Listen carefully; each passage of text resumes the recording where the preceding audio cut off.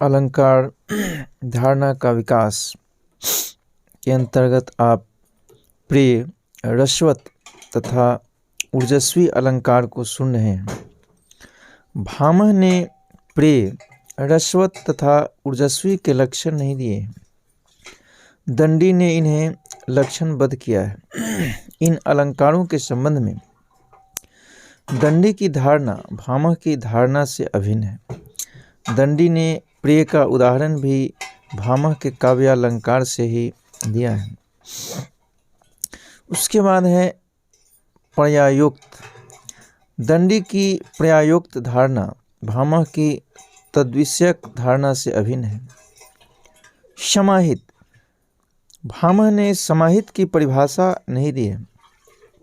उन्होंने उसका उदाहरण देकर उसके संबंध में जैसी मान्यता व्यक्त की थी, दंडी ने वैसी ही मान्यता समाहित की परिभाषा में व्यक्त की है।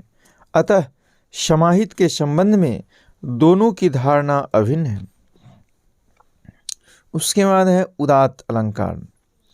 भामह के द्वारा अंशतः अपरिभाषित उदात्त को दंडी ने परिभाषित किया है। उनकी उदात्त धारणा भामह की धारणा से भिन्न रही है। भामह ने उदात्त के एक उदाहरण में राम की उच्चाश्रयता का दिग्दर्शन कराया है। इसे दंडी ने आशय महत्व वर्णन परक उदात्त कहा है। भामह ने नाना रत्नाद्युक्त वर्णन को उदात्त का अपर रूप माना था, जिसे दंडी ने विभूति महत्व वर्णन मूलक उदात्त कहा है। इस प्रकार प्रस्तुत अलंकार के संबंध में दंडी की धारणा पूर्ववर्ती आचार्य भामह की धारणा से मूलतः अभिन्न है। उसके बाद है अपहृति। दंडी के अपहृति अलंकार का सामान्य स्वरूप भामह की अपहृति के स्वरूप के समान है।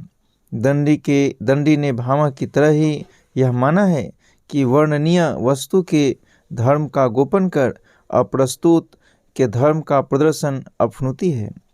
विषय तथा स्वरूप स्वतः सिद्ध धर्म के अपनों के आधार पर काव्यादर्श में अपहृति के विषयापहृति तथा स्वरूपापहृति ये दो और भेद माने गए हैं।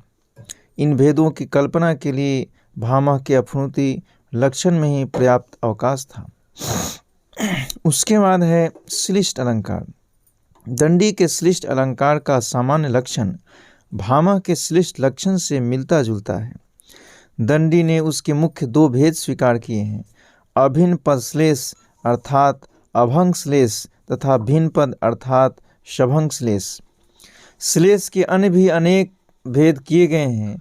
उपमा, रूपक, आक्षेप, व्यतिरेक आदि अलंकारों के अंग के रूप में तद्दद अलंकारों के स्वरूप विवेचन क्रम में श्लेष के स्वरूप पर विचार किया जा चुका है। श्लेष के अन्य भेद निम्नलिखित हैं। अभिन्न क्रिया श्लेष, अविरुद्ध क्रिया श्लेष, विरुद्ध क्रिया श्लेष, नियामक श्लेष, नियमाक्षेप, रूपोक्ति श्लेष, अविरोधी श्लेष तथा विरोधी श्लेष। इन भेदों के लक्षण न देकर उदाहरणों से ही इनके स्वरूप के विषय में दंडी ने अपना अभिमत प्रकट किया है। अभिन्न क्रिया श्लेष के उदाहरण में एक क्रिया से दो वाक्यों का दीपन दिखाया गया है।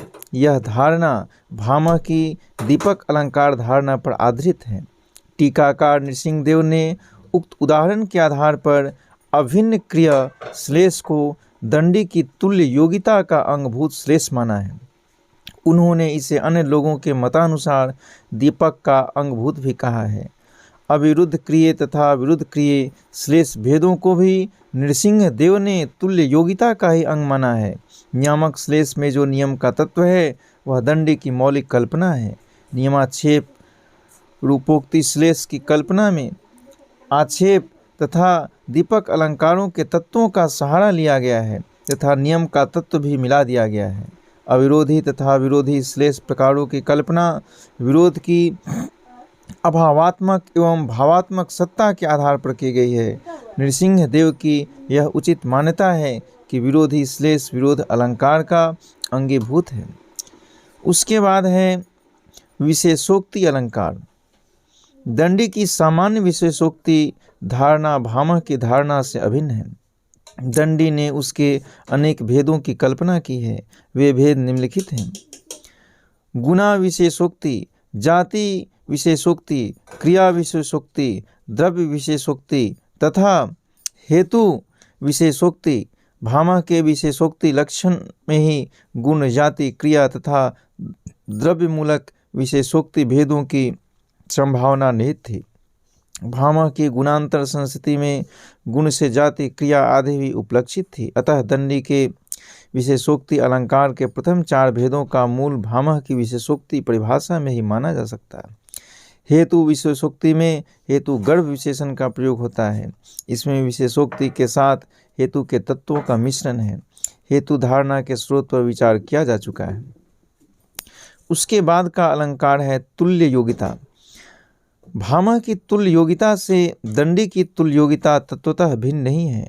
दोनों ने प्रस्तुत अलंकार में उपमान तथा उपमेय में तुल्य कार्यक्रिया के प्रयोग पर बल दिया है। भामह ने न्यून की विशिष्ट के साथ गुण साम्य विवक्षा में ही तुल्य योगिता अलंकार माना था। दंडी ने इस धारणा को स्वीकार कर उसमें अपनी ओर से कुछ भी जोड़ा है। निंदा में तुल्य योगिता की धारणा नवीन है। इसमें निंदा का तत्व भरत की उपमा के निंदा भेद से गृहीत है।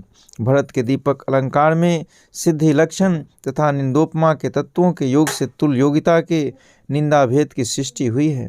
इस प्रकार दंडी की तुल्य योगिता के 2 भेदों में से स्तुति तुल्य योगिता भेद भामह की धारणा से अभिन्न है तथा निंदा में तुल्य योगिता भेद भरत की अलंकार एवं लक्षण धारणा के आधार पर कल्पित है। उसके बाद है विरोध अलंकार। दंडी की सामान्य विरोधालंकार धारणा भामह की विरोध धारणा के समान है। दंडी ने उसके निम्नलिखित भेदों का सुदाहरण उल्लेख किया है: क्रिया विरोध, गुणा विरोध, विषम विरोध, असंगति विरोध अथवा अभावात्मक क्रिया विरोध तथा श्लेष मूल विरोध। ये भेद भामह के विरोध धारणा के आधार पर ही कल्पित है। भामह ने गुण या क्रिया का विरुद्ध क्रिया से अभिमान विरोध का लक्षण माना है। दंडी के गुण विरोध तथा क्रिया विरोध भामह के उक्त विरोध लक्षणों में ही अंतर्भूत हैं। विषम विरोध में गुण एवं क्रिया का विरोध प्रदर्शित होता है। यह धारणा भी भामह के गुण विरोध एवं क्रिया विरोध के मिश्रित स्वरूप पर अवलंबित है।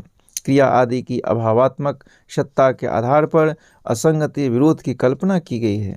काव्यादर्श में असंगति विरोध का जो उदाहरण दिया गया है उसमें क्रिया के अभाव में से असंगति दिखाई गई है। विरोध के साथ श्लेष अलंकार की धारणा को मिलाकर श्लेष विरोध के रूप का निर्माण किया गया है। आशा है यह ऑडियो आपको पसंद आएगी। बहुत बहुत धन्यवाद।